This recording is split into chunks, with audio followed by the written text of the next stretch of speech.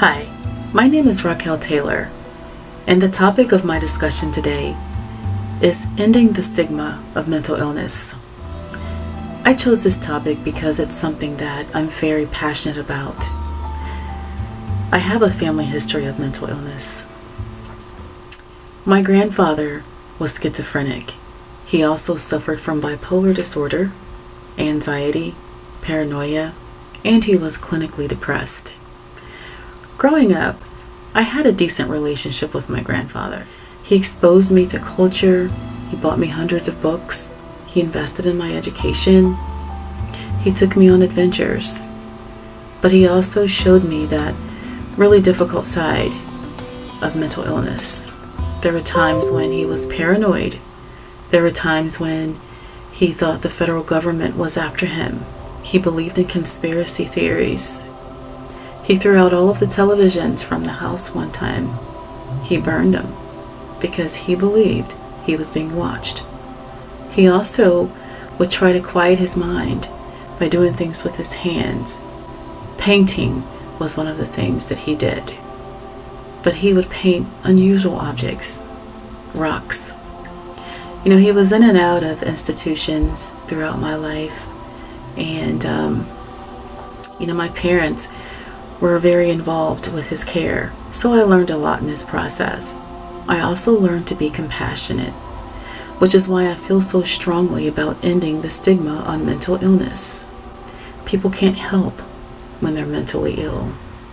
Mental illness is a condition that affects a person's emotions, their moods, their ability to think, their behaviors. Anyone can become mentally ill. It doesn't discriminate. Mental illness could care less if you're rich or poor, black or white, straight or gay. There are multiple causes. Sometimes it's genetic.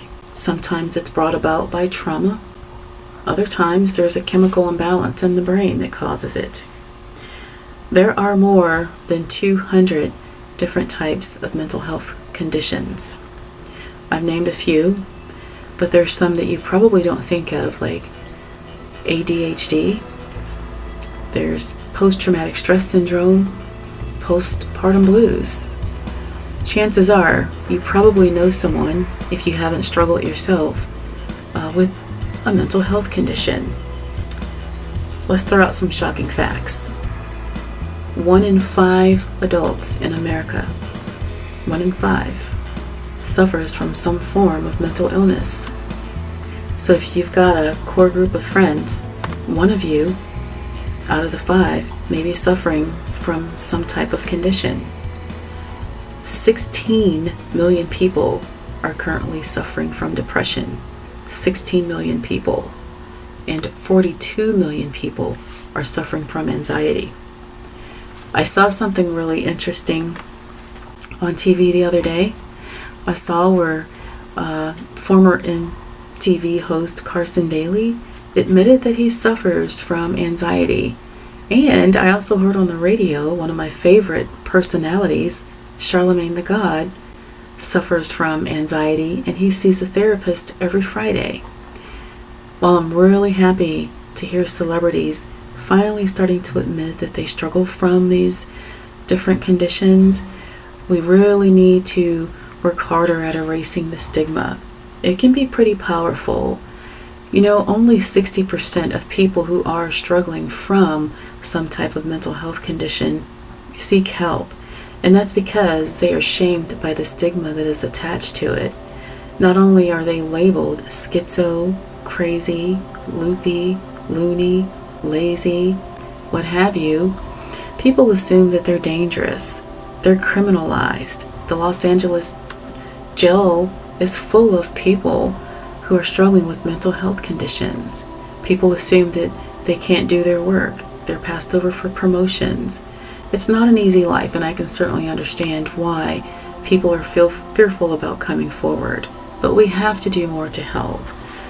You don't necessarily have to become a full-time advocate, but just educating yourself about mental illness, all the different conditions, is a step in the right direction.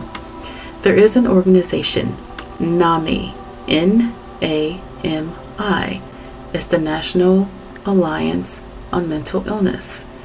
It is an organization that was founded in someone's kitchen in California. A group of people got together and they just wanted to form a support system. But it's the largest organization of its kind available in the United States, and they advocate for the mentally ill. There's a wealth of information on the site. You can find out about local support groups, you can get information about healthcare providers, and you can ask questions. That's a start. I would also encourage you to start a dialogue in your community. If you attend a church or a synagogue or other religious services, start there. At a minimum, do your best to try to be a resource to someone who may be in need. And in order to do that, you need to be able to recognize those signs and symptoms of when someone's struggling. I like being transparent myself because I think if it helps just one person, then I've done a good deed. Just help one person. Together, we can all erase the stigma and help people get to a better place. We have to end the stigma now so that we can move in a better direction. Won't you join me in this endeavor? Thank you for listening.